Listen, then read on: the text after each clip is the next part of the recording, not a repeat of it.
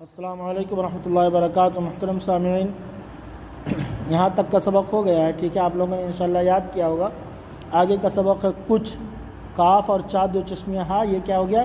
कुछ कुरआन। कुरआन भी बा और दो चश्मिया हा और या भी हो गया, ठीक है। पढ़ो, ड़ा और दो चश्मिया हा वाओ, पढ़ो। फिर बाग को जाओ, ठंडी हवा खाओ, आकर मिठाई खाना, खीर भी खाना, खाकर पढ़ने जाना, 12 बजे घर आना, ठीक है। नहाकर खाना खाना, कुछ देर आराम करना, धूप तेज़ होगी, इधर उधर मत जाना, वक्त बर्बाद मत करो, ठीक है। इतना याद करो आप लोग। अस्सलामु अलैकुम रहमतुल्लाहि व बरकातुहू।